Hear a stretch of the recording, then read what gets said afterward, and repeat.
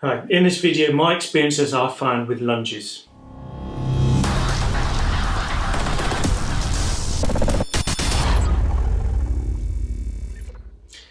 Hi there everyone, Jason DePaula here from thetrainersedge.co.uk. So based on my experiences at the gym, here's what I found about just the basic lunge.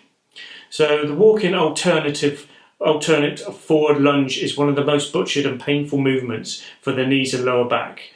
And sadly, this is one of the first lunge variation people gravitate towards following the old school bodybuilding programs that have been out and around for decades. So this is the reason my go-to lunge variation is the non-alternating reverse lunge. So here's why I use the reverse lunge. So the reverse lunge changes the torso and knee position just a bit, placing more emphasis on the glutes and hamstrings, which are in dire need in both athletes and general fitness populations alike. So you can see in the video in the lower corner here how I do a reverse lunge.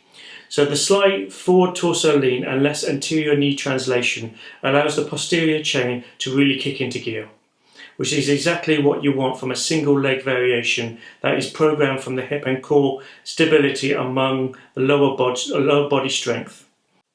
The best thing about this variation is that it's very easy to teach and can be adopted very quickly due to the feeling that it feels very much more natural. Using a non-alternative scheme allows more muscular emphasis to be placed on one side at a time, and this helps hammer home really good strength trains over the long term. Programming this reverse lunge in multiple sets between 8 and 20 reps with a moderate rest between each set with moderate weights. So this will really sort of strengthen up your lower body and will be pain-free.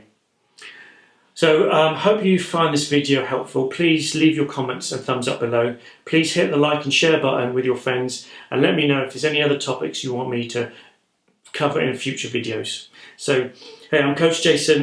Thanks for watching. Have an awesome day and I shall see you on another video.